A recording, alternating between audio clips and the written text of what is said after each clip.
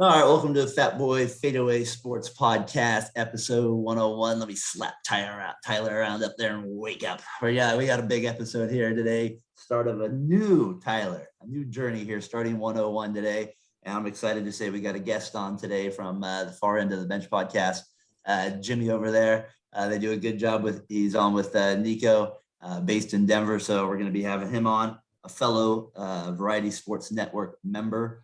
We're going to be doing some NFL shows with him come Sunday nights, kind of breaking down some of the games that week, looking ahead to Monday night. So, that's what's ahead of episode 101 here this week. We'll be having him on in a few minutes and chatting it up with him, getting to know him a little bit here. And, like I said, another guy that you can listen to on the Variety Sports Network, another great podcast, one that we have been listening to for a few months here. We actually enjoy quite a bit. So, looking forward to having him on and getting his thoughts on the sporting world and maybe his adventures in podcasting as well. So with that said, T, what are you up to? How you doing? Not a whole lot. My alarm failed me, but that's all right.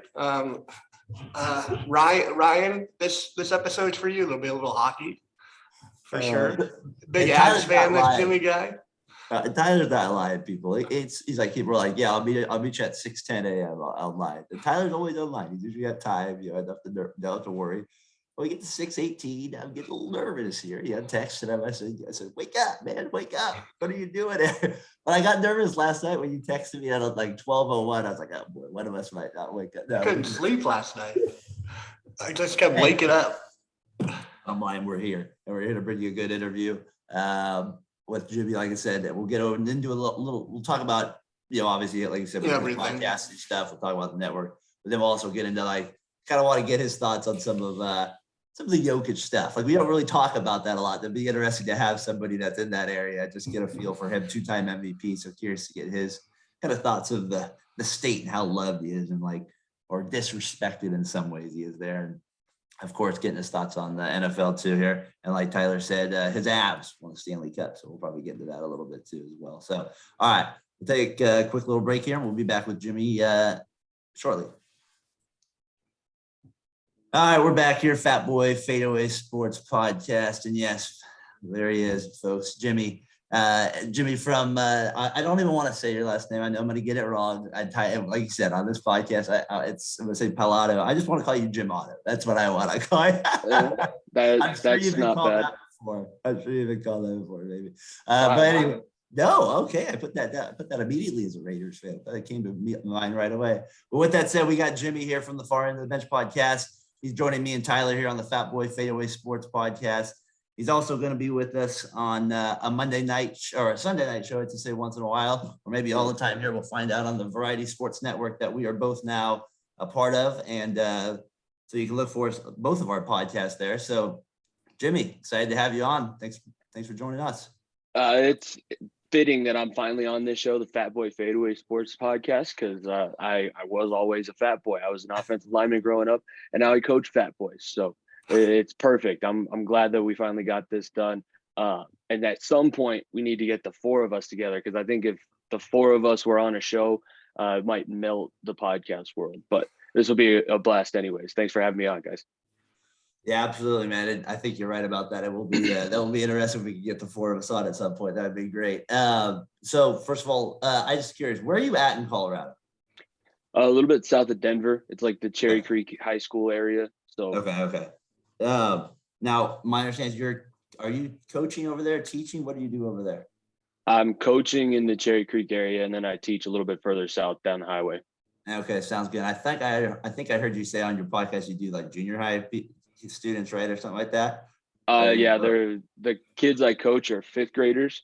They're 11, and I teach seventh graders. So I have most conversations with people under 15 years old now throughout my entire week.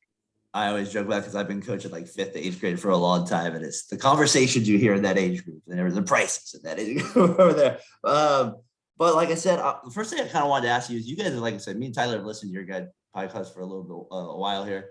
How did you guys get into it? Curious how you and Nico kind of came about. Well, actually, we met when we were in middle school. We were on the same football team. We were the two biggest kids on the team, so we would always get put against each other in the drills, and we would quote set the tone when it was still okay to bash your head against each other for an hour and a half.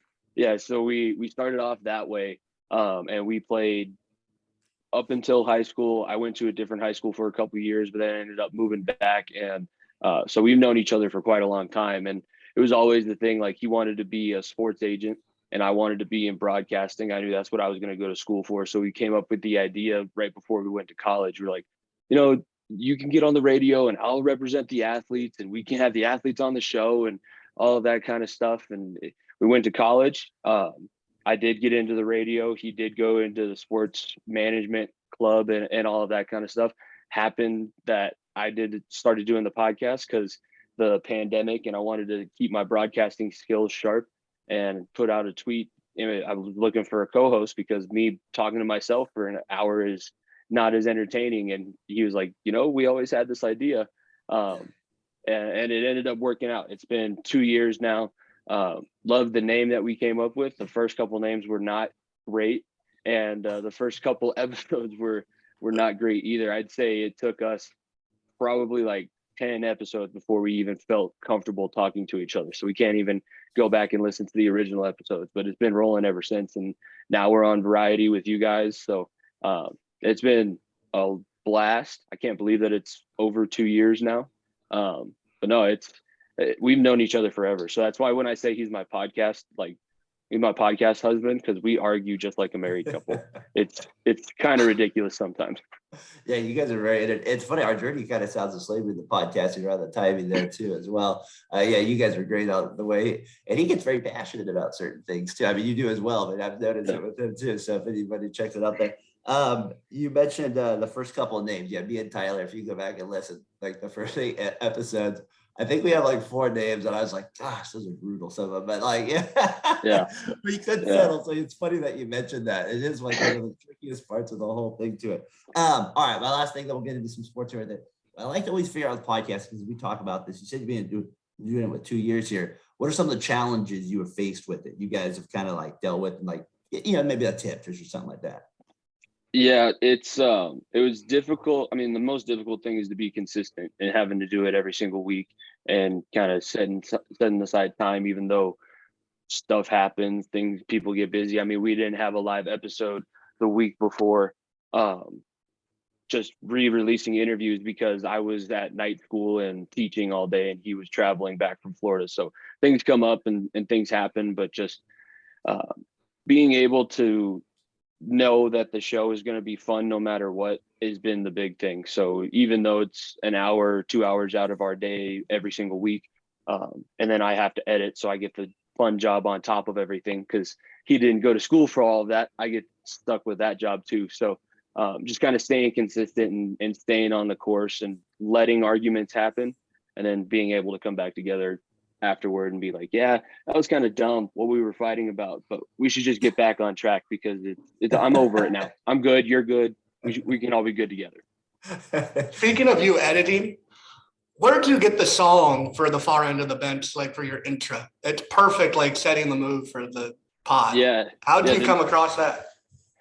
I was in Vegas at the MGM Grand, and it was at the country bar that they have down there. So before you get to the mall at the back of the MGM Grand, there's a bar called Losers, and they have live music. And Luke Combs has performed there, a couple other bigger names. And this guy was up there, and he started singing Garth Brooks, and that's my favorite country singer of all time. So he finished his set. I gave him a fist bump, and then I happened to reach out to him on social media. His name's Warren Garrett. He's a young up and coming guy coming out of Nashville. And he put that together. I asked him to do just like a little quick hit because I was sick of not having our song on the YouTube channel. So I was like, hey, you make this. We'll have you on the podcast at some point. We're still trying to work him coming out onto the show. But yeah, just randomly like drinking a whole bunch of Coors Light at a country bar in Las Vegas. I came across that guy and he was like, yeah, I'll throw something together. I'll mix it. I'll master it. It took a little bit of time because I think I asked him close to a year ago. So it was a long time coming, but I think it's great. And that little intro that we have now, as much as I love Luke Combs, I think it fits the show even better.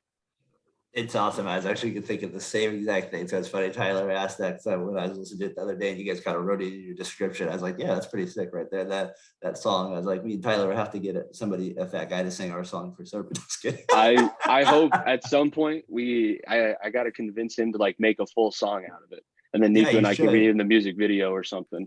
I feel like that would be good. That would be fun. That would be awesome. All right, so I'm curious, before we kind of get started in sports, are you from Colorado, or like obviously you're wearing a Bengals hat? So like, where's your when did you transition to Colorado? When did this happen? I'm actually born and raised. My whole family is. Okay. But it was just watching. My dad and I used to watch all the games. So we turned on a Bengals game when I was like 5, and the Tiger stripes were sweet. And then from there, I fell in love with initially Carson Palmer, and that love faded really quickly after he when he was playing for the Raiders. I hated that guy. I wanted him to get decapitated every single week. I still didn't really like him when he played in Arizona either. So we gave you 2 first-round picks unnecessarily or something like that, or first and second. I don't know what that was on you guys, because he was ready to retire. We do a lot of dumb things. We do. You Jackson got a little crazy. Yeah. No, that was but no, I've been a Bengals fan for like the last 15 years, but I've born and raised in Colorado. I've gone to a ton of Broncos games. So that's why Nico and I work, because I let him be like the over the top zealous Broncos fan. And then I'm the one sitting off to the side, like, it's not that easy. It's not going to be that good. You guys aren't going to win the division. Do you root against the Broncos, or do you kind of pull for them? Unless they're playing the Bengals, it's easier for me in my life if the Broncos win. Because everybody else that I come across and contact with is so much happier when they win. And last few years, when they're getting donkeyed by everybody, it's just not a fun time. That's funny. That's how I feel like kind of with the Raiders, but I have a lot of Niners friends and stuff like that. I'm like, I still kind of want them to lose. So like, but they are happier when they win. That's for sure with that part of it. All right. So in Colorado, I was looking up the Bay Area. I've always been on because you guys on your podcast maybe 2 weeks ago were talking about Colorado and Colorado State briefly, and it made me think about college football here in the Bay Area. And I was like, all right, let me look at the population in the Bay Area compared to Colorado. Bay Area still has like 2 more million people. This is Google a few years ago, whoever, so it's probably around the same. So in some way, my little section where I live is kind of compared to your state. Both our college football programs basically suck in our areas. Let's be realistic. I was just kind of curious, but I feel like the talent here is pretty good. I'm sure you guys have good talent in Colorado as well. Mm-hmm. What's the problem? Why can't we keep these guys? Well, I know why we can't keep them in our area, but why can't you guys keep them in Colorado? You guys used to have a good program. And Colorado State's, I guess, getting better, but it's Colorado State. They can only go so far. Yeah, McElwain kind of proved that Colorado State is a stepping stone job, because he was there for a season. They started turning things around, and then he jumped ship to the SEC. It comes down to the recruiting was huge. When CU was dominant, it was the recruiting. They were recruiting heavy in the Los Angeles and Southern California area, because you take those kids to Boulder and show them the mountains and the foothills, and they're just like, oh my God, I didn't even realize that the world can look like this. So that was when they were really dominant. And you think about the guys they had, like Alfred Williams was from Texas. None of their marquee players, I think Sal Anesi was the California guy. So honestly, I think he might have been around the Bay Area. But nowadays, Colorado does have some good players. If CU wanted to recruit mainly Colorado, CU, CSU, they would be able to put out a pretty competitive field. And that's what the successful college programs in Colorado do, because we have Colorado School of Mines, who just went to the semifinals in D2, and mostly Colorado guys. They fill in with a couple of out-of-state people, because then you can spend money in other areas. If you're not spending all of this money paying out-of-state tuition and scholarships, then you're not hamstringing yourself. So I think it really just comes down to, they don't care enough to keep Colorado kids here. CU and CSU barely recruit. They have one GA who recruits the Denver metro area. And then, they're trying to be like California West, or California East, California East. And it hasn't worked out. No. It hasn't worked out for a while. I think the last time CU was relevant was when they were getting 70 put up on them by Vince Young in the Rose Bowl. That was about it. Yeah, because that's a bad way to be relevant. I just always find it interesting, those things, because just the way they compare. Go ahead, T. Speaking of CU, they've been good at basketball in the early 90s and good at football with Cordell Stewart and Michael Westbrook. Is it more of a basketball or football area? Colorado's a football state, so it's football first. But when CU football isn't great, people get behind CU basketball, CSU basketball. Even we claim Wyoming just because they're that close. It's like a 3-hour drive from my house. You guys big Josh Allen fans down there? Nico more so than me. And honestly, if you bring up the fact that the Broncos could have drafted Josh Allen, I think it still kind of sticks in his. He says that take a note of that. I didn't think of that. He says that he's good now that we have Russell, but I was like, it's not. I know that you feel that pain a little bit, but no. If football's not going well, then we jump on basketball, hopefully. And last season was big with the basketball teams, or maybe it was 2 years ago, the year that they made it into the tournament and then I think beat or got close to beating Georgetown out of the Big East. We were pretty heavy on the basketball train, but it's really, if you're not good, there's enough things in Colorado that people just won't pay attention to you.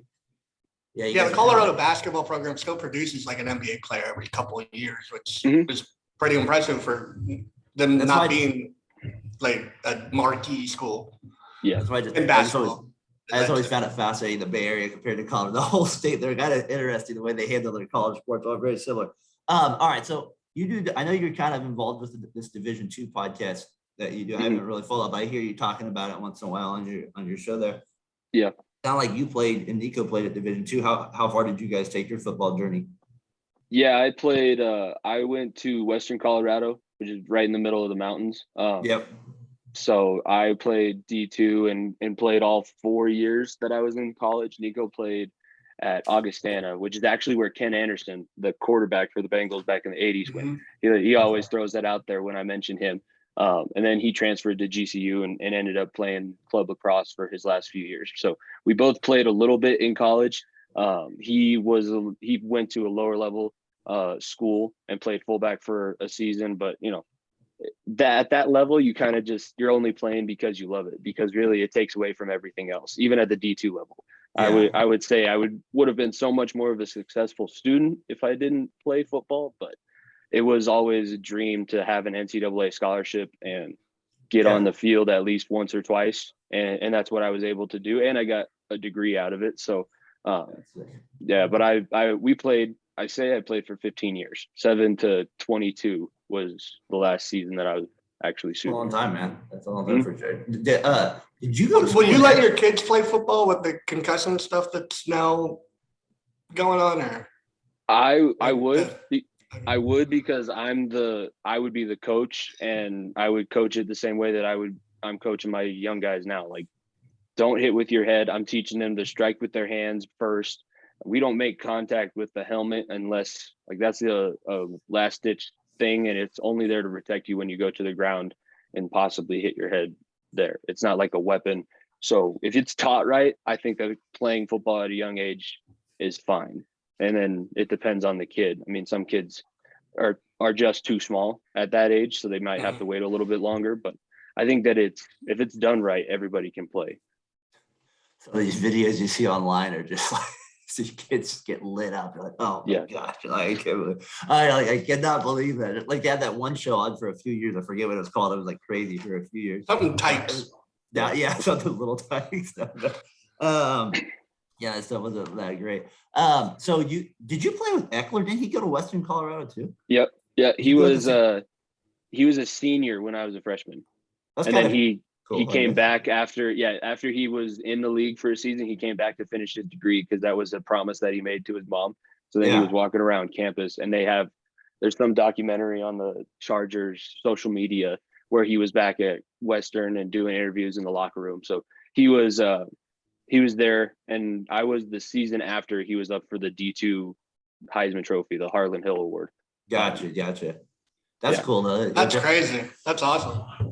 I always liked Division II football as a kid because I was kind of more like, so I went to high school from 98 to 2002. I always liked it because they had the tournament.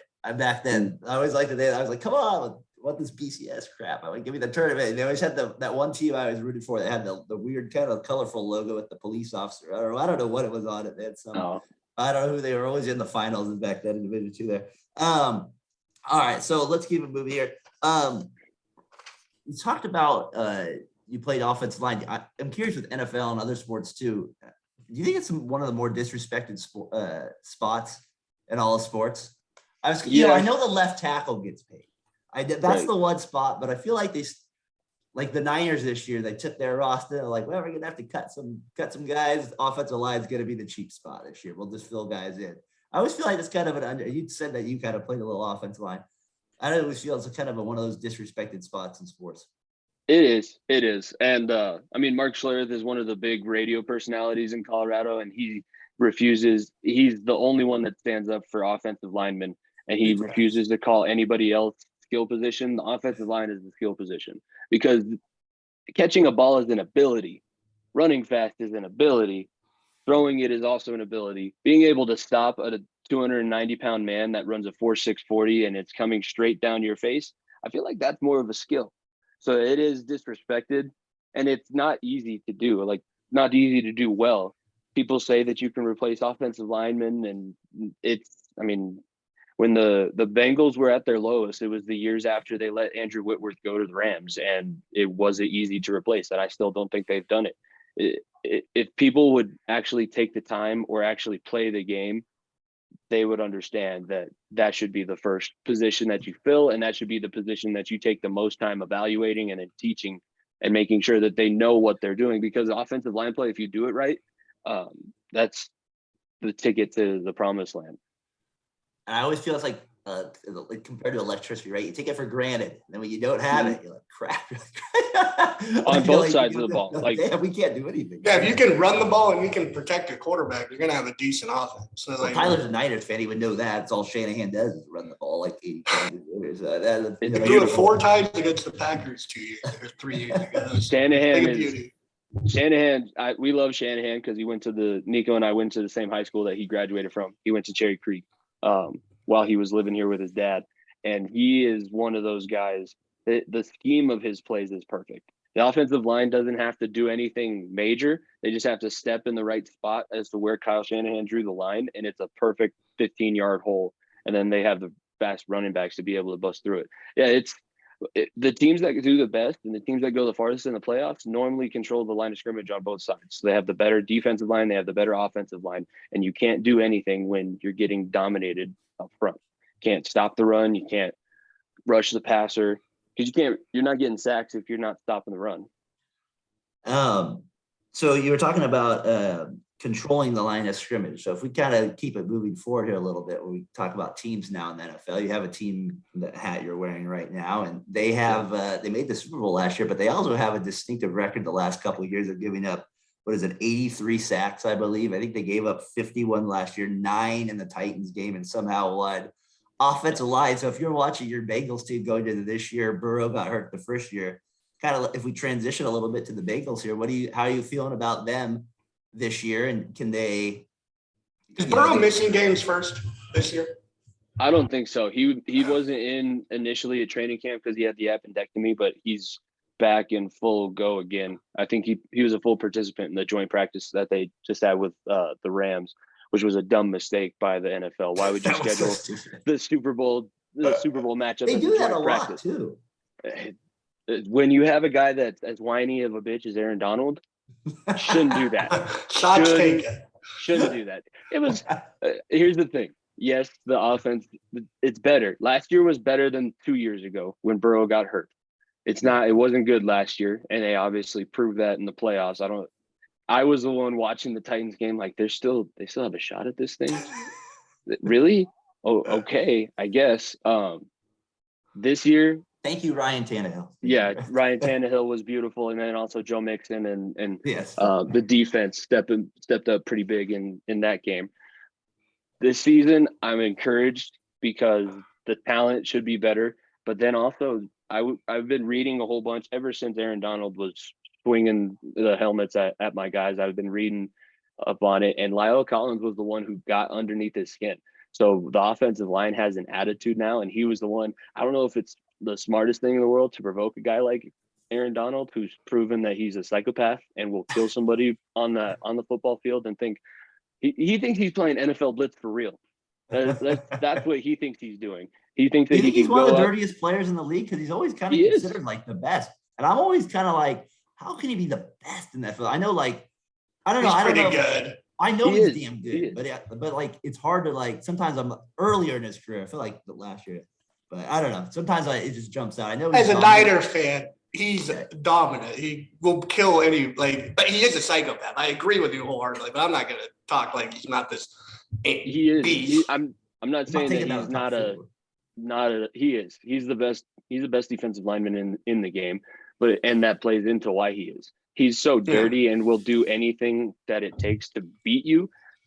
It's frustrating to play against because he can beat you straight up, and then he's also crazy, and will take a kneecap and will hurt you and end your career and not give a single sorry, that's how the game works. You can't walk right. I needed to stop this guy on a 2nd and 6 carry. Really? Did you have to? Like, I'm in a wheelchair now, Aaron. Thank you. But I think the Bengals, they've improved enough that they should be consistent, at least where they were last season. I don't know if that's going to be them winning the division again, because I think the rest of the division will be better. But I do think that they shouldn't be looked at as a doormat anymore.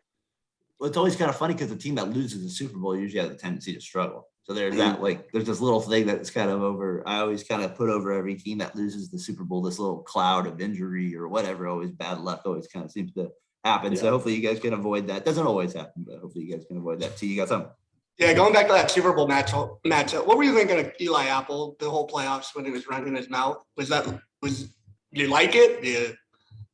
He didn't earn the ability to talk like the way that he was talking. I don't think he was as bad. People give him the toast and he got burnt and sure. But, that the play that ended the Super Bowl, Jalen Ramsey was cooked, like worse than Eli Apple was burned in the back of the end zone, giving up that touchdown. It just so happened that nobody could get the pass off. But he wasn't the worst DB that played in the playoffs, so I don't know why he got as much crap as he did, other than the fact that it was him running his mouth and he probably shouldn't have.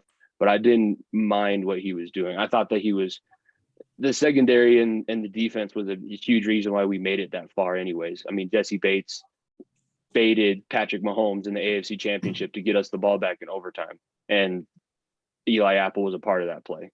So I think people are unfairly giving it to him, I guess fairly or unfairly, depending on how you look at him. But I think that he was exactly what he was advertised as. He's not a number one corner. He's like an extra depth person that hopefully doesn't give up a big mistake.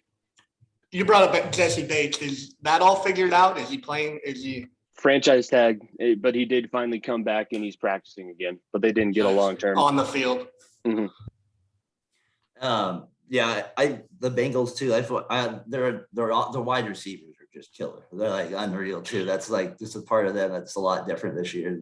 I always think about the Bengals with their trio when they had Ocho Cinco and TJ. So they've had a few combinations over the years that have produced, but this one seems to be quite deadly when you add Burrow to the mix to it. If we stay in the AFC North for a little bit, I kind of briefly heard you guys on your podcast, I think a while back, a month ago or something like that. You guys were talking about the division with it. The Steelers, it sounds like, is the team you hate the most in that division. I'm a Raiders fan, and the Broncos are the team I hate the most. I don't know what it is. Like it's just their uniforms. It's not because Tyler knows. That's the team I just don't like. I always want them to suck. And so it will be interesting if me and Nico are on too for that reason, especially if they play, because I really don't like the Broncos. But the Steelers are right there. I've never liked the Steelers either. Because they're just good. That's the main reason I don't like them. And they get some breaks here and there. That's kind of part of it. Another reason I hate them as well. So where does your hatred come from? This year they're not going to be as good, I wouldn't think. But where do you lie with the Steelers this year? It comes from 2005. The Bengals had their best season, and they're playing the Steelers in the wild card round. And the knee. Because then John Kitna had to come in and play in that playoff game, and it was I turned the game off afterwards. Because if Palmer wasn't playing in that game, there was no shot. But it's also like the Steelers, are so pompous in the fact that they had the record for Super Bowls and Chuck Noll and all of this stuff. They didn't take. They're so disrespectful to the Bengals, saying that, oh well, it's a 2-team division in the AFC North, Baltimore and us, and I hate Baltimore. You can't wear purple in the facility. Like, if people wear mustard yellow around me, it's almost on sight, which is funny because the D2 podcast that I'm doing is with one of my buddies from college, and he's a huge Steelers fan. Oh, that's funny. Yeah, hopefully we never talk about the NFL, but it's just they treat us like a nuisance. And in my mind, I'm like, you guys were good in the 70s. You've been decent and consistent, so I'll give you that. But I wouldn't say that it's been an NFL team can't be looked at as a nuisance. We're good. We beat you sometimes. You beat us sometimes. That's how things go. And last year was so cathartic, like beating them in Heinz Field for the first time in 16 years, sweeping them for the first time, I think, in 4. We swept the Ravens and the Steelers and then got swept by the Browns. It was kind of a ridiculous sequence of events, but no, it's just because they treat us like dirt. So I can't stand the Steelers. That's funny. Yeah, the Steelers are one of those teams. They always do. The thing about the Steelers always amazed me is how they win with such crappy quarterbacks sometimes over the years. Like Tommy Maddox pulled out a few seasons, or like they're these random guys. I know I'm forgetting a few over there, but they always have a few that pull out. Or even when Roethlisberger was hurt, they'd have a guy come in and they would still be able to win a few games. Leftwich, I believe, was in there for a little bit, at the end or something like that. So they'd always have these guys pull it out. They're always frustrating for that reason. I hate this.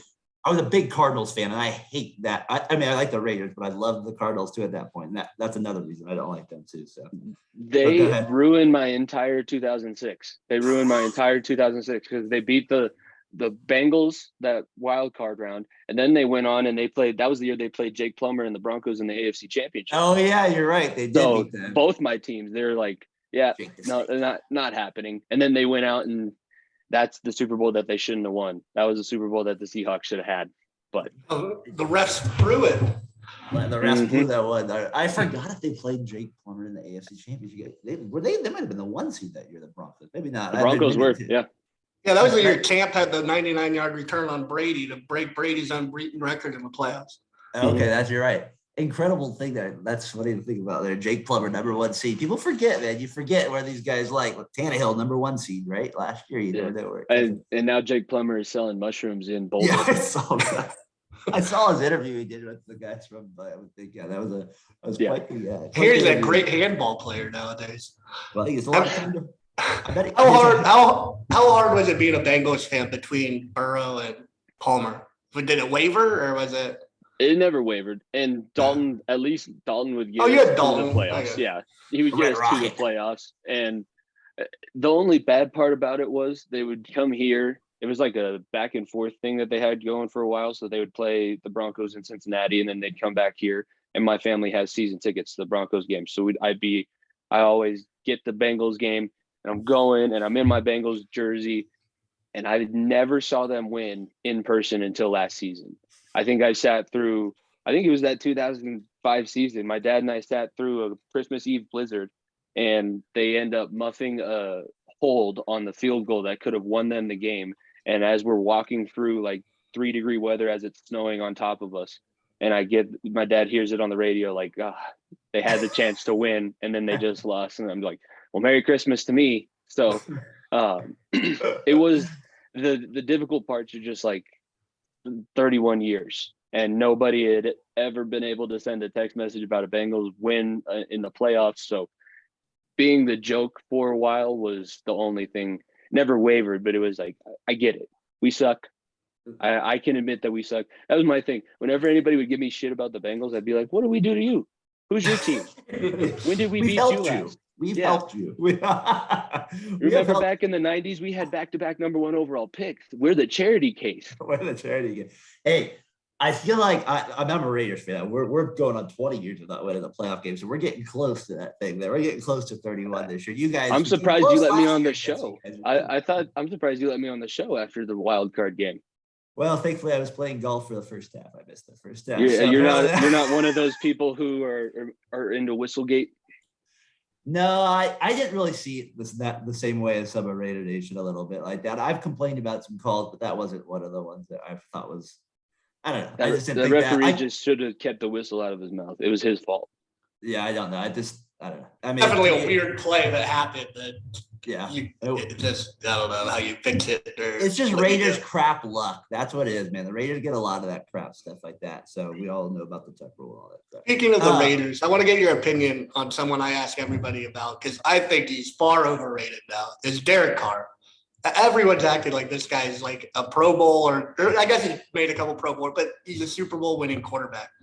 I just don't see it.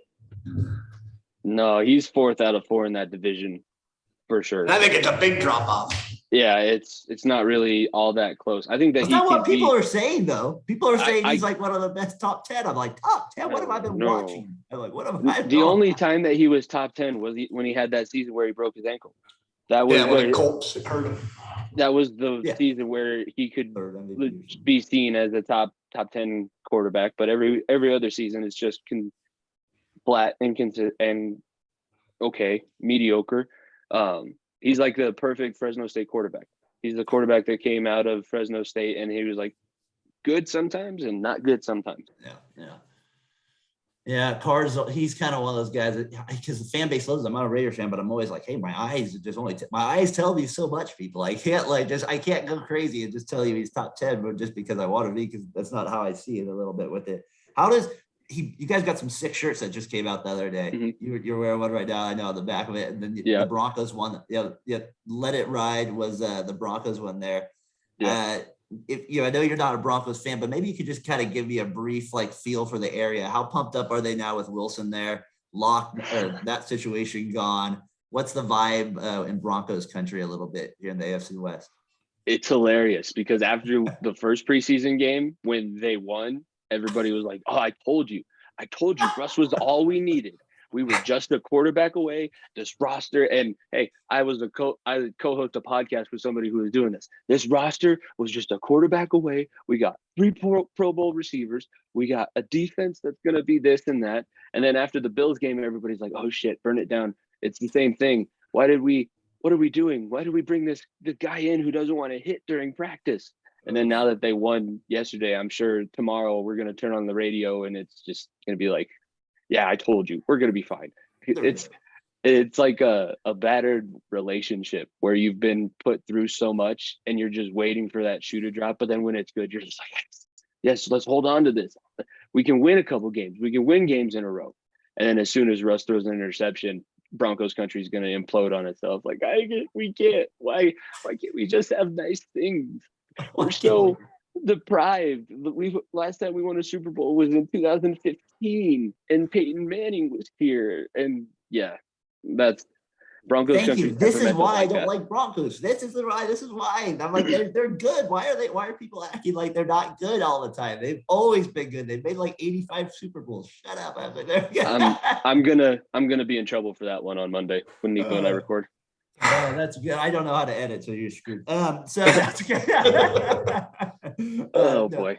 That's no, but that's funny. But yeah, the Broncos are so the AFC West Broncos country. I know they're fired up with Wilson a little bit there. That division alone is good. Let me get your last thoughts here, then we'll kind of move on to something else. Tyler, Niners fan here. NFC West a little bit. I heard you guys talk about that. It usually comes, I think, pretty clear. It's Rams, Niners. Who did you end up taking in that little call for the division? I want to say that I gave it to the Niners. I could be wrong. Smart man. Yeah. I'm leaning more towards the Niners. If I gave it to the Rams, it was probably just to be you different. Can change it. We're not here yet. I think I was probably just trying to give a different order than Nico.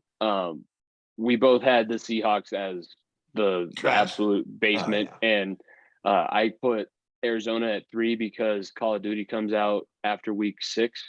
And I think that their quarterback is going to be a little distracted. That's also it comes out week 6 and then they have a bye week 10. So we were trying to figure out if he was going to be worse going into the bye week or coming out of the bye week, anticipating the video games that he's going to be playing or playing all the video games. I think that the 49ers, especially locking up a guy like Trent Williams, who's the best offensive lineman in football, a guy that can be consistent, who there's nobody better to block for a new quarterback. I think that might be the only thing that I was a little bit worried about. I'm not sold on Lance.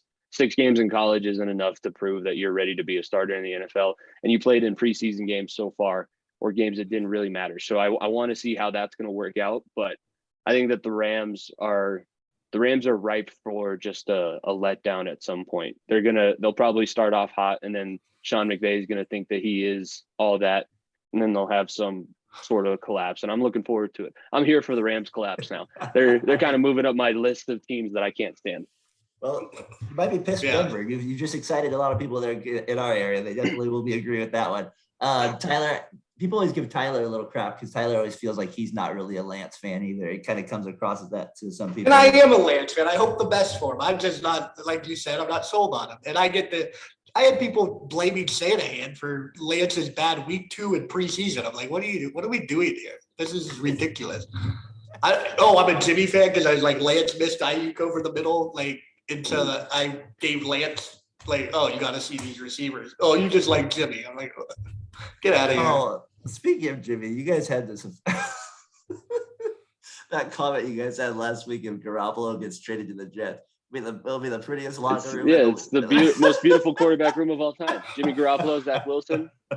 The Mills would just be like, yeah, they're going to be cleaning up the old lady. They're going to have to hold meetings at a specific time because they're just going to have the Cougars like clawing at the door. The big Italians will be going off the shelf, the Subway, the big Italians selling off the rack there over there. He's Greek. He's Greek. He's not Italian. He's Greek. I'm not going to claim him as an Italian. No, that's good. Fair enough. Fair enough. Commercials fake. All right. So that's kind of a little take going into the NFL a little bit. Continue to listen to their podcast. They talk a lot of NFL as well. This week, we're going to touch on it too. With that said, Tyler, I know you had a little birthday this weekend. You want to set us up here, give us a little row 1 action here? Yeah, my son turned 10. You know what I turned to for his gift? Row 1. Row 1's a leader in sports brand that offers vintage apparel, canvas art, and unique sports gifts designed from the greatest tickets and memorabilia in sports history. I got my son this beautiful San Francisco Giants 1967 framed logo. It's perfect. I suggest everyone go get it. Or something they like and enjoy, not necessarily a Giants thing, but Row 1 does it right. Their clothing is beautifully made and very durable. And yeah, I suggest everyone go check out Row 1. The Twitter is the cool stuff at Cool Stub. And Darren, what's the code again? VSP 15. Yeah, get 15% off anything in the art gallery. Now, my son always asked me when I showed him about the Row 1 brand. He asked me, he said, Dad, why do a lot of these pictures have the little one bar across the face there? So a lot of the art would have the little 1 bar, old school style there. Football, I find that very interesting. It's always funny explaining that to my son. Yeah, they were a little different back then with that with the batting situation. So yeah, check out Row 1 brand there. Sponsor here of Variety Sports Network. Like I said, have Jimmy on here from the Variety Sports Network, also with the Far End of the Bench podcast. Got a little bit more time with them here. Jimmy, we just talked a little NFL here. Maybe we can transition a little bit into some NBA and then some random topics here a little bit. Me and Tyler, we love football. We love baseball. NBA kind of just seems to be, I've been coaching basketball the last 16 years. So it's I started with baseball, transitioned into basketball a little bit, always loved football, obviously, just as a fan. So basketball is like where we're kind of at with it. And I always find the Nuggets very interesting. So I was kind of interested to be honest, when I saw your guys' logo, I was like, wow, you must Nugget. That's kind of I saw like the little Nuggets part in it there. So what do you think about Jokic a little bit? I'm always curious with him because he's a 2-time MVP now. He had a fun game with Giannis the other day in their little battle there. Where they both played pretty unreal in their International World Cup tournament. How is he viewed in Denver? Like, obviously he's beloved, but outside he still kind of gets a little, this team doesn't win. He shouldn't be the MVP in that regard. He's still great. He's unreal, but how does Denver base look at it? Like, he is respected, he's not respected. How do you guys feel like he's looked at? They look at him like, if we don't have him, we're a lottery pick. I mean, that's where the Nuggets are. The Nuggets won almost 50 games last season with 2 of their top 3 best players not being able to play. Jamal Murray and Michael Porter Jr., I think Michael Porter Jr. played 10 games before he was out for the rest of the season, and Jamal Murray hasn't played since he tore his ACL. So the slander and the fact that people do say, like, I hear it, we hear it. The Nuggets are a mid-market, so they're a major media market, but the Nuggets in the NBA are a smaller market. It's a little bit frustrating because this guy he's the best player in the world. He should have won the MVP the last 2 seasons. He should have. I mean, is he the most athletic freak? No, he's not. He's not going to blow you away. He looks like every other, unless you're 6'10". I mean, that's the only thing that stands out about him. But he looks like every other fat guy that you've seen get on the basketball court. He's trying to shoot fadeaway shots, except he shoots them and they go in. Yes. He does it, and he's the best quarterback in Colorado. Yeah, even with Russ, he's the best quarterback in Colorado. No doubt. So he's the best player in the world. And yeah, we have to go hard at the Philly fans because they're all we hear about is Embiid. Embiid should have won the MVP. Embiid should have won the MVP. Bullshit. If Embiid is playing or not playing for the 76ers last season, they were just about the same. They were able to make it to the playoffs with Embiid missing a good amount of time for injury. And Jokic doesn't miss all that much time. He plays pretty much all the games that he can. And now he's playing in the summer too for Serbia. So I guess that's where we kind of are wishing he wasn't so loyal and playing in games like that, because we don't need him to get hurt. We can't have another season where a guy goes down. I think people are going to be surprised when that big three is able to play with each other. The Nuggets are going to be a lot tougher of an out than what they're seeing throughout the rest of the country. Yeah, the Warriors played you guys in the first round last year and kind of took care of them pretty easily, even with Jokic on the team. The defense was just awful. The Nuggets played last year in the playoffs. Yeah, we didn't have a single matchup that we could have thrown out there to try and guard. The Warriors offense, Nico was explaining it to me. We had all big fat guys, and there's just little gnats that they're like, Nico goes, they're going to pick and roll and pick and roll and pick and roll until somebody finds an open 3-pointer, and then they're going to make that open 3-pointer. And nobody on the Nuggets team has that much endurance to run around with all those rabbits. No, that I used to love Aaron Gordon, and last year I turned on him. I beat him up a little bit. I turned on Aaron Gordon. I thought he was going to have a big year when he got to him, and so it didn't prove me right there. Yeah, Jokic is a great case. I love Jokic. I'm just always curious because he does get hate. Never really talked to anybody from that area, so just curious to see where you guys look at him. How do people view the Warriors though out there, or just in general? How do you view the Warriors? You look at them as kind of like somebody that's still champion. I mean, like I said, me and him grew up hardcore. We went through the dog days, like 17 straight years of not making a playoffs. So I'm just curious, how do you guys view the Warriors? Like I said, I kind of view Denver as a good team for being a low market. They're always been competitive, except for early on in my life. So how do you guys look at the Warriors? It's just frustrating right now. I mean, team that wins all that much, that's playing in your same conference, it's never going to sit well with you. I think I do. Nico and I have a little bit more respect for the Warriors, especially we always go with the built not bought, and the Warriors are a really good example of the built not bought, because you might have brought in KD and you might bring in these other guys that want to play in Golden State now, but it was Steve Kerr, it was Steph Curry, it was Klay Thompson and Draymond Green to start things off, and it's still a majority of those guys in the prominent roles. And you can't deny that the culture is a championship culture. They're just able to kind of bring new people in, and as soon as you buy in, they're going to be really tough to beat. And I thought that Boston would have given them a little bit better run in the finals. The NBA playoffs this year were boring, and that was because nobody could keep up with how the Warriors wanted to play. So I was more paying attention to the hockey playoffs, even when the NBA finals were going on. So Warriors are annoying, but I think I can at least give the respect for, you did go through the crap and you have pulled yourself out of that a little bit. Yeah. I'm always just curious because people just hate them. They don't understand the rate they just turns on them quickly. That always kind of makes it. Who's the better basketball player, you or Nico? Oh, Nico by far. I was not a basketball. I wrestled in the winters. Nico actually played basketball. You said you were bigger. Could you post him up one-on-one? Could he at least steal it from you? No. I can barely dribble with my left hand. Okay. I am not the basketball guy by any stretch of the imagination. That's funny. All right. So you talked about hockey a little bit here. the Avs going into the playoffs. That's obviously you guys went to the parade a little. Yeah, I saw you guys were at the parade too over there when they won.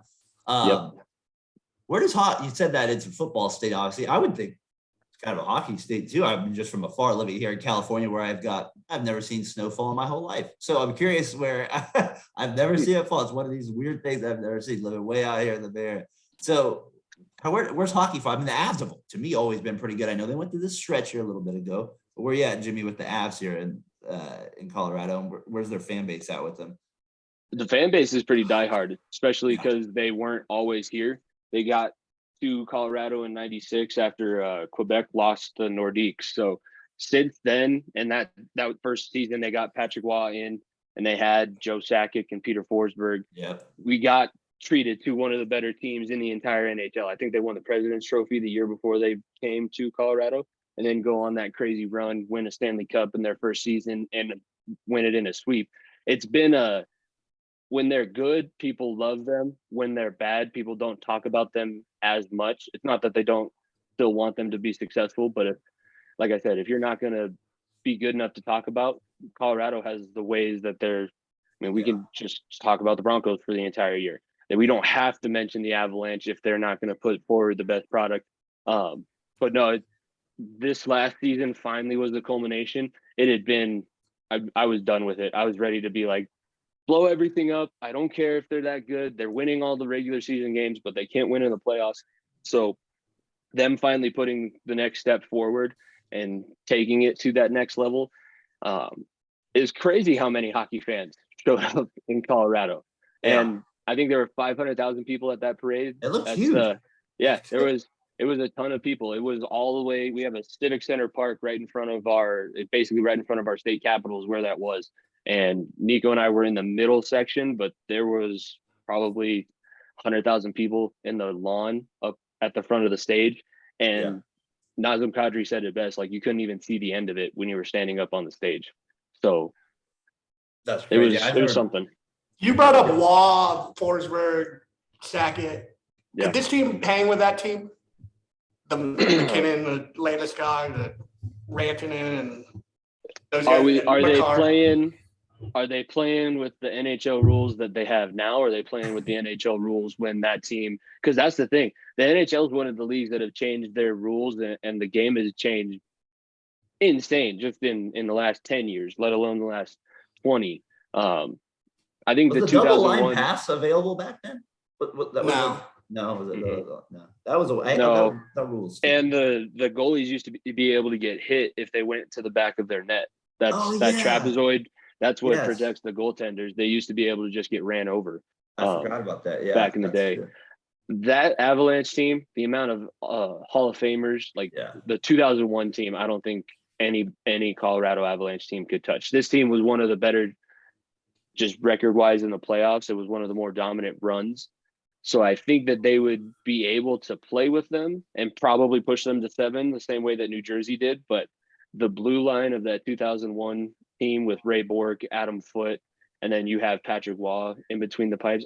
I'm sorry, Patrick Waugh beats Darcy Kemper 10 times out of 10. Was Rob Blake on the defensive line at that time too? Yep. That team is stacked. Adam Foote, Rob Blake, and Ray Bourque. Yeah. Was Sandis Ozolinsh on that team? Ozolinsh. Was that I think. I know he was on the 96 team. If he was still around there in 2001. And then also the Valerie Kaminsky's. There was Kaminsky was my favorite guy in NHL '98 or something like that. Every time I shot with him, that's a goal. Yeah, he was another. I mean, I didn't realize the connection. Like the Avalanche are really good when they have really good players named Valerie, because we have Valerie Nichushkin now, and we ended up winning the cup. It's fun because I'm playing the NHL video game, so I'm like on my social media, I get all these hockey videos that pop up, and I'm learning the game. I could never skate. If I could have skated, I would have been the perfect hockey enforcer, because if you touch any of my teammates, I will go and take my liberties into my own hands. But I couldn't ever get up and down the ice. So now I'm learning how to play with the video game and watching the Avalanche play, watching all the other teams play. It's one of the most fun sports that I've actually got into later in my life, because I didn't know any of the rules previous. I barely knew what icing was up until 2017. And then in college, when they had that crazy run where they upset Calgary as an 8th seed, and then they played San Jose and lost to San Jose in Game 7, that was really when, like, I full-heartedly back into. I've always loved them, but that was like full hard. They need to win. If they don't win, it's going to ruin my weekend. Kind of deal. That's funny. Yeah, my dad has really gotten to the Sharks the last like 8 years. Like he'll like actually record all the games and like so he actually he's like really into it. I kind of at this point follow the league, and then kind of when the playoffs hit, if they're in it. The Sharks haven't been obviously as relevant the last few years.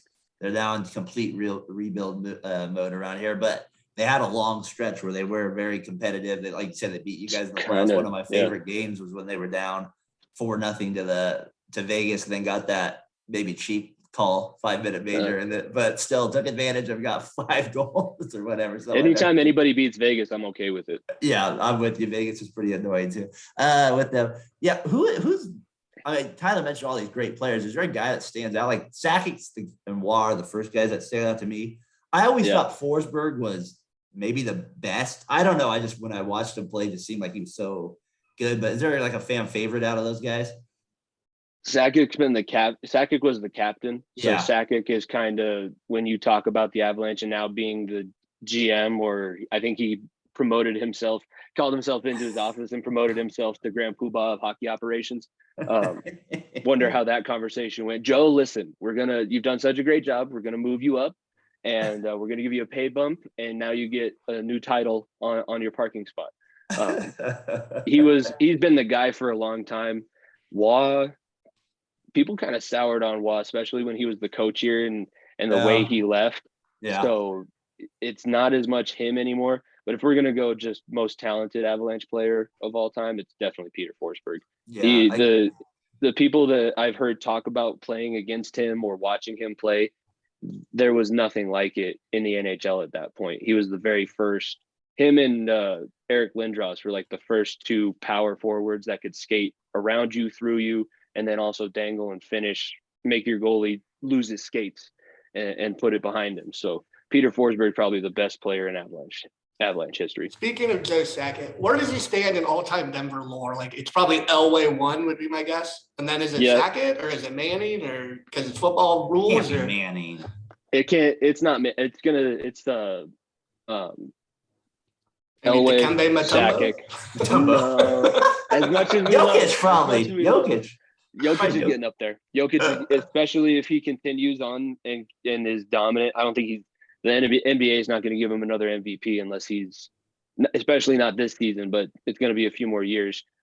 It's probably Elway and then Sakic. You got to win something to get above Sakic, right? Yeah, and now he's got 3, so he's got the same amount as Elway. And I don't think Sakic has lost the final. Sakic hasn't lost when they've made it to the Stanley Cup Finals. He lost a couple Western Conference Finals, unfortunately, but not the Stanley Cup. Just real quickly, what do you think of letting Darcy Kemper leave and bringing in this Alexander Georgiev guy from the Rangers? Is that an upgrade, or is it just sort of a sideways move that is new blood? I think they're trying to just repeat what they did with Kemper last year, because Kemper, up until he played for the Avalanche, had never been in the top 5 of the statistical categories in the NHL. So it was a little bit tough to see him go, just because he was the guy that won you the cup. But I think that Francouz could have won us the cup that season, the way that he was playing in the playoffs. And with the money that you were going to have to tie up in Darcy Kemper, they were able to have now the same setup, Georgiev and Francouz as the backup. And they're paying the same amount of money for those 2 players as you would have been paying for one Darcy Kemper. So they were able to do a couple other moves, and now they have a little bit more wiggle room at the trade deadline. And that's what they were kind of going for. When they locked up Valeri Nichushkin for 8 years and $8 million a year, they weren't going to be bringing back a subpar goaltender who may or may not be able to see out of one of his eyes. And that's kind of the hard truth that you had to face when you're talking about a guy like Darcy Kemper. I love you, and I love that you won us the Stanley Cup, and you're great. You weren't Patrick Waugh. You weren't Martin Brodeur. I could do this without you, kind of. Yeah. So. I just want to bring up one more player who's not well. I mean, he's great. Is Cale Makar or Cole? Yeah, Cale Makar. everybody should know who this guy is who watches. Best defenseman in the world. He's a little guy. He's like an offense. He's like a wing when you need him to be, as far as like skill, and he plays defense with the best of them. And he's not a big guy, but he'll throw. Is he kind of like that guy that used to play for the Lightning? Wasn't there like or is that no, he's not somebody he's else? way smaller than that guy. Way smaller. Yeah. Hedman's way bigger. Yeah. Hedman's like 6'6" and then 6'10" on skates. No, I was thinking of the forward for St. Louis. He wasn't a defenseman. Or not for St. Louis, for Tampa, I maybe say. Yeah, go ahead, Ty. But why he's had 180 points in 178 career games? Why should people know who this guy? Like, can you explain better what he brings than I can? Obviously, he is the closest. So the class of defensemen in the NHL starts and ends with Bobby Orr. He's considered the best NHL defenseman of all time. Won a couple cups with Boston and was the first guy that kind of most defensemen hung back and just played in front of, kind of like lacrosse, where they didn't cross over the blue line or the red line, so they wouldn't get into the offensive play. Bobby Orr was the first one that kind of showed the skill and being able to take the puck from behind his own net, skate all the way down. You got the Paul Coffeys, who played with Wayne Gretzky in Edmonton. It was the next generation of that. And then there wasn't really a defenseman that could play that way, to where you're able to skate and undress your defenders on the other end, get in front of the net. And I don't know if you've seen the goal that he scored against Nashville, where he bounced the puck off the side of the goaltender's face mask and scored it. You don't see that. Not everybody in the world can do that. There's a select few people who play hockey that are able to go full speed towards his own blue line, stop on a dime, turn back towards the boards, and he's flying down the wing, and the goaltender has to go from, oh, he's skating it back, he's going to go at the point and probably pass this thing down, to, oh my God, he's right in front of me, and then it bounced off it's in the back of the net already. He is so fast. He is strong. He can play defense, like you were saying. He's a small guy, but he's strong, and he'll knock people over, put people into the boards. And now that he's a little bit older and has a little bit still only 23. Yeah. The first couple of years, I was a little bit hard on him because he's turning the puck over, trying to skate it out from behind the net. And if you turn it over in the offensive zone, you're basically giving up a free goal. He's not doing that anymore. And him and Devon Taves are the two most consistent defensemen when they're on the ice together. I think they're plus 30 or something like that, to where they it's almost impossible to score on the Avalanche when Cale Makar and Devon Taves are playing defense for him. I always wonder with hockey if it can like jump up to a more popular national sport or something like that. I always wondered that with it a little bit. I know I'm not the biggest ESPN fan, but I know they're on ESPN. Should help them with some games, maybe being able to see more people's being able to see their game and stuff like that. I always think a fun rule change would be if they changed the ice to Olympic ice just to see it. But I know they would probably never do that. But I'd be interested to see what the game would look like at just a little bit bigger ice. But that's from somebody that doesn't watch it like you guys. Like it'd be with me as baseball a little bit. I'm always like, no, let's keep it a little bit where it's at. But whenever I watch the game at Olympic, I always do like that more space out there. Do you have a rule that maybe that kind of comes to mind that would be changed, or what do you think of that one? I would probably get rid of the trapezoid. I think the trapezoid in the back, it wasn't as big of a issue as they were making it out to be. It was coming out of a lockout, and I think the players just wanted to get something over on the owners. So they said, well, you need to make this rule to protect the goaltenders. I think that when you're talking about the popularity of the NHL, I think that being on ESPN, here's a crazy stat, and I don't know if you would have been aware of this. That was the first Stanley Cup final that was available to every single person in America, not having to have some sort of cable package. That was the first Stanley Cup final that played all 7 games on network television, to where it was available to the entire country. So as much as I honestly think sometimes it's the third most popular sport. I would say it's baseball and the NHL, the MLB and the NHL, because they have the 2 worst commissioners in sports, kind of go back and forth with say it again. Taking up the bottom. I'm a big Manfart and Rob Manfred is the NBA MLB, right? Yeah. And then Bettman too for the NHL. Like they're arguing back and forth for who is the least most popular major American sport. But I think sometimes I'll end up in the Hall of Fame also. They will. You know it. Yeah. I think that the NHL is in a good spot with the TV deal. This year, we're going to see the revenue start bumping up. And even though the salary cap isn't going up as quickly as people have thought, it'll change, and this TV deal will help. Yeah. Well, let's take one little last break here real quick, and then we'll come back. If you're all right, we'll do a quick little bonanza segment we do here once in a while on the podcast. We'll kind of hit you with some quick little questions here. Some maybe a little. We need to get that bonanza music. You got to get that bonanza music. We'll have to get your guy to help us out with that one here one of these times. But yeah, let's just take one little quick break. We'll be right back here with Jimmy from the Far on the Bench podcast. Fine. Oh, we're back here, Fatboy FadeAway Sports Podcast, final segment here. We got Jimmy with us, Jim Otto, Raider Center. He's a lot younger now. It's what he used to look like back in the day. We got it. This is the technology we can pull off here. Anyways, we got Jimmy here. Last segment here, bonanza. You know what we do here. I like to ask just random things that happened during the week, kind of put it into our own life a little bit. We'll see what Jimmy has here, personality-wise. We kind of test him. We'll also throw some sport things back at him a little bit. So Mickey Mantle's card yesterday, boys, sells for $12.6 million, by far setting the record for a card. Mickey Mantle, out of all players, damn good player, but still Mickey Mantle. $12.6 million. Best card you have right now, if any, that you could sell, what would it be? What, like, if you had any card you own right now, what do you think the most you could get for it right now is? $60. $60. Who is it? An Aaron Judge autograph. I have Anthony Munoz like certified signature Hall of Fame card. Damn, and I was told when it was bought for me for my birthday that it was not cheap. So I'm not selling it, but I guess I would say probably around 200, maybe 300 on the high end. If you're really into offensive line play. I mean, he's the only Hall of Famer in team history. So you got to sell it to the guy that does the radio show. You're saying the Bengals really don't have a Hall of Famer?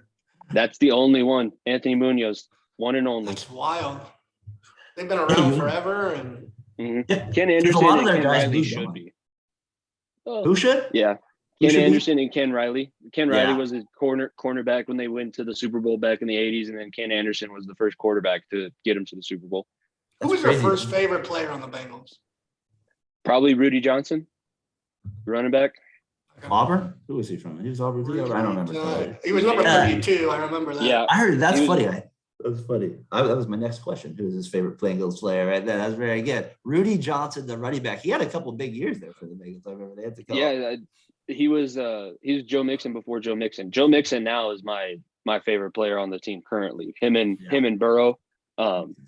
I always give Joe Mixon a whole bunch of credit because he was a back-to-back 1,000-yard rusher behind the worst offensive line in football for those 2 seasons, where he's dodging 4 guys in the backfield and then having to carry 2 defensive tackles on his back just to get back to the line of scrimmage. That's how bad they were. Does it hurt you that he wasn't in the last couple plays in the Super Bowl?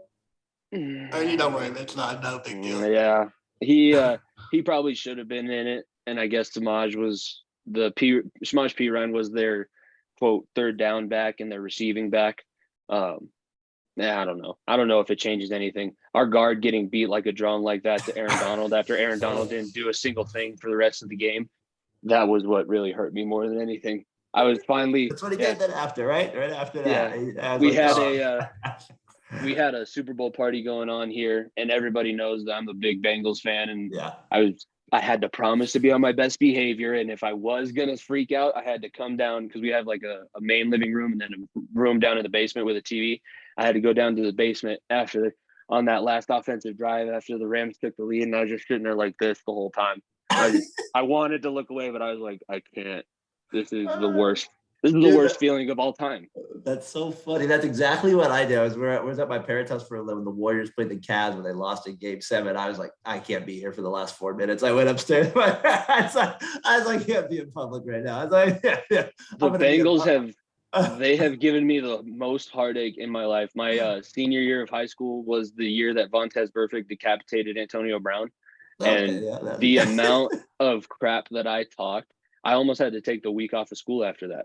And I was just sitting there after they kicked the field goal. I just sat on the couch for a solid 20 minutes afterwards and didn't say a single thing. I was just like, I don't have any explanation for what I just witnessed. And everything changed in Antonio Brown's career after that. He became a psychopath. After that, it wasn't the same after that for sure. Yeah. So all right, so that's good. You have best player of the Bengals. Is exactly where I was going to go next. I was speaking of card. I had a Ricky Henderson rookie card. It's probably around 100 or so. That's probably the best card you got to have. But $12 million. Holy man, that's a good story. All right, Tyler, I asked you this yesterday. We'll see what Jimmy has, or I was going to ask you to think about it. What's a random stat in any professional sport that you may know? So I saw this yesterday on Twitter. One that came along to me yesterday. I was like, the Raiders played the Steelers back in 2004. I just remember it. Jerome Bettis ran for 3 touchdowns and had 1 yard rushing. So I remember that one standing out to me because I was like, how the hell did he pull that off? But he got 3 yards rushing there. And so that's kind of a stat that's always stuck out to me. Tyler, you got one that comes here. Might could be something else too. Like, I got a fun one and then a more sports. So the fun one is, this one's for PETA. Right, go ahead. 3,000 cows are needed to make the year supply footballs for the NFL. And then if Wayne Gretzky never scored a goal, he'd still lead the NHL in all-time points. That's crazy. Yeah. That's a crazy stat. I saw Kareem Abdul-Jabbar. He had one too where he has 3 national championships and 2 losses. So that was kind of a crazy stat too. There's one too. So Jimmy, there anything that stick out to you? There a random stat that you know that you shouldn't know or something like that nobody else cares about? I mean, it's knowledge that I think not many people of my generation would know. Charles Haley has more Super Bowl rings himself than like over 50% of the NFL franchises, because he won with the Cowboys and Niners all throughout the 90s. So I can't remember the specific number, but it's obviously he has more than the Bengals and the Jaguars, and you get the easy jokes out of the way. But even I think he has more himself than the Broncos have as a franchise. I think he has 5. If he didn't pee on George Seifert's car, he could have kept on the Niners. And I wish somebody in that locker room would go and tell the full. I wish somebody in that locker room would tell a full Charles Haley story. But most of the time, when they bring up Charles Haley to the Niners, they're just like, "I can't. I'm not touching that. Not touching that at all." Like, we're not doing that. There's already some interesting stories that came out of it with him over there. All right, so a couple more here. Hey, you mentioned in your last podcast that you played in China, right? Mm-hmm. Did I hear you right? So you got selected on this sound like high school team that you were a good high school player. You got to play in the U16, I think you said, international team over there in China. Mm-hmm.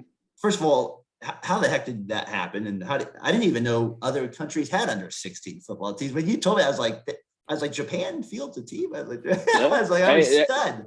Here's another random fact that not everybody's going to know. Japan's played American football for 80 years. Yeah, I would have never. They have played American football for 80 years, but it was U19 because it was after my senior year of high school. But it was USA football. They have camps all around the country. If you do really well at your local camp, you get selected to go to their development games. So the year that I got selected, I went to the camp in Denver. I guess did well enough that I got selected to go play in College Station with a whole bunch of other kids that did well at their regional camps. If you stand out there, they take you to what's called the International Bowl, and I got to play in AT&T Stadium against Canada, and Canada absolutely whooped us because U18 in Canada is a little bit different than U18 in the US for whatever reason. I swear those guys are like 25 playing against a bunch of high school seniors. But and then from there, I guess I got selected. They do it every 2 years. I don't know if they've continued it through COVID. I haven't been able to keep up. But the year before, the tournament that they had before my year, it was in Kuwait City, Kuwait, so over in the Middle East. And then the year that I did it was in Harbin, China, which is actually where the basketball stadium that they played the Olympic Games in 2006 for Beijing. Yeah. That's the city that it's in. We were right across the street from that arena. How many teams was there like 8 teams in this tournament? How many countries? 8 countries. It was China, Japan, Austria, Australia, Canada, Mexico, the US, and I'm missing one that I can't think of. Germany. Maybe. Irish. East NFL Europe. I remember when they were in the Madden games. I was like, what the heck is this? Curious, when you were telling me that, my thought was, okay, first of all, I was blown away that there's these other countries that fielded teams, like especially and I'm sure there's good players on some of these teams, but they're that football is not necessarily probably as popular, so they're not maybe getting as coached up, or I don't know, maybe they are, but maybe there's like just a gap between the talents, so they can't really go so far with it. But I'm curious because with baseball, you see this with other sports too. There's kind of a personality that comes with players from a country. And I don't really think about that with football because all of them usually come from America. So my question to you is, when you were playing against some of these teams, did you notice a difference? Like, so in baseball, right, Japan, they're very fundamentally sound. Dominican Republic, they're having a good time out there. They're going to be have good arms. They're going to throw a little bit. What'd you notice on the football side of stuff? So Canada was the other team that I couldn't think of, and I like to block that one out because they actually won the gold medal from us. The medal I have from that tournament is silver, not gold. Japan, when you talk about the Bushido code and the never giving up, we were up 60 to like 15 in the third quarter on Japan. And those kids, I swear to you, did not like you would have thought that we were tied going into the fourth quarter. They never gave up, never gave a single inch. We played Austria in the first game, and they were like playing a team back from the 1980s because they hadn't quite developed to the shotgun and the read option and all that. It's like they were watching a whole bunch of 90s Broncos footage, and they were running inside zone right, inside zone left, and we were out there like, I guess if you want to run this, that's fine. Canada was a little cocky, but I guess Canada probably had to be because they're playing our sport and we had beat them. So they'd swapped the gold medal back and forth. I think the US won it the first year that they did this tournament. Canada won it the year after. US got it back in Kuwait, and they really wanted to get it back for Canada. And a lot of those kids, they actually try and play college football in the States. Yeah. So they were doing their best to kind of show up and show out against the American teams. The Aussies were a fun team to watch, and they were the most fun to hang out with outside of the games too, because we all lived in the same dorms. They had a barefoot pickup rugby game in the courtyard for a solid hour and a half in between football games, where they were full contact. Nobody had shoes on, running around in the courtyard over the gravel, over the rocks, and playing full on rugby. But yeah, they were, and their fans were a blast too. Sitting up there in the stands with some of them, that was kind of fun. Yeah, I always feel like that'd be different there. They're watching that Australia. They're different. They're made different down there. Steven Adams basketball. We always know him over there. With there, that's funny there. With their Tyler, you got one with being in China. Just like, was there any second thoughts? Have you been going there? Or, yeah, China too. That's crazy to be there and then flight back. It's a long ass flight. Definitely was watching my P's and Q's.